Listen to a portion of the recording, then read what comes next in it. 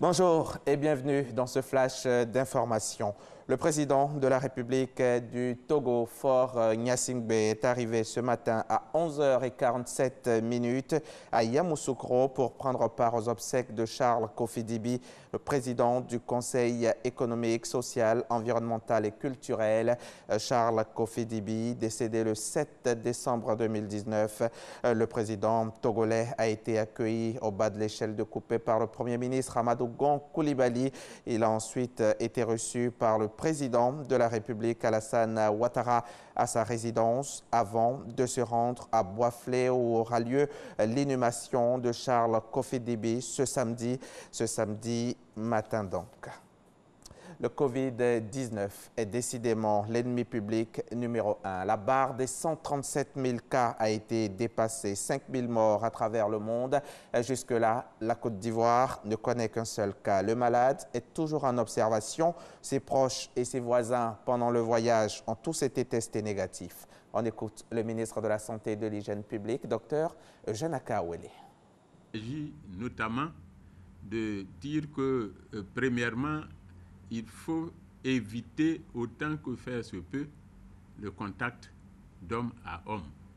C'est extrêmement important puisque, comme on le sait, la maladie se transmet d'homme en homme par le contact notamment avec la main. Donc nous recommandons vivement que maintenant, tant que la menace existe, nous ne devons plus nous saluer main dans la main. On peut se saluer de la tête, on peut se saluer comme nous le faisons souvent dans nos communautés. Éviter d'avoir également des contacts avec quelqu'un qui semble suspect parce que présentant des symptômes proches d'un symptôme grippal, par exemple qui tousse ou bien qui est enrhumé, voyez, ou bien qui présente une détresse respiratoire. On a dit également que cette personne qui tousse doit pouvoir tousser avec un mouchoir ou au besoin tousser dans le creux de sa main et nettoyer avec un mouchoir pour le jeter. Nous avons aujourd'hui à notre disposition des prospectus qui mettent l'accent sur le respect des mesures élémentaires d'hygiène. Nous en avons distribué suffisamment aux responsables des sociétés civiles, des ONG.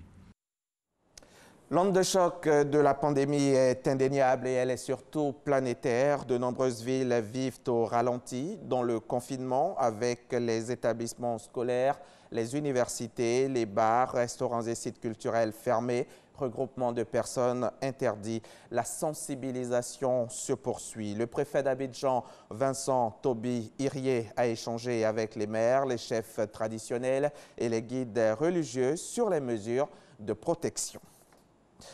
En Guinée, une nouvelle date a été choisie pour le double scrutin controversé couplant législative et référendum constitutionnel.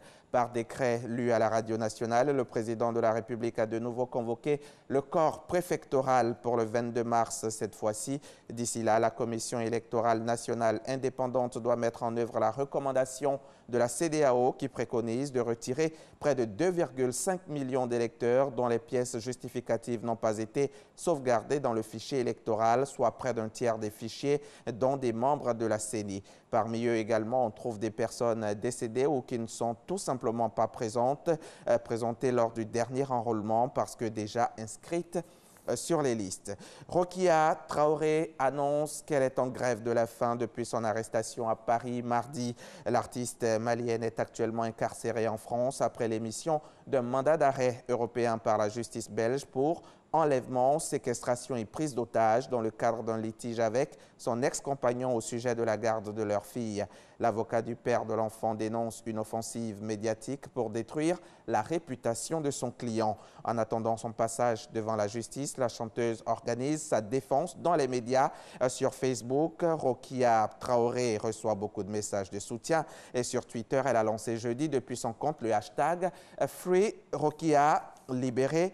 Rokia, nous allons mettre un terme à ce flash, mais avant, sachez que le président de la République du Togo, Faure Gnassingbé, est arrivé ce matin même à Yamoussoukro pour prendre part aux obsèques de Charles Kofi-Dibi, président du Conseil économique, social, environnemental et culturel, décédé le 7 décembre 2019. Le président togolais a été accueilli par le Premier ministre Amadou Gon Coulibaly pour être ensuite reçu par le président de la République, Alassane Ouattara, comme vous pouvez le voir sur ces images. Nous y reviendrons tout à l'heure à 13h. Merci de nous avoir suivis et à 13h donc pour le journal.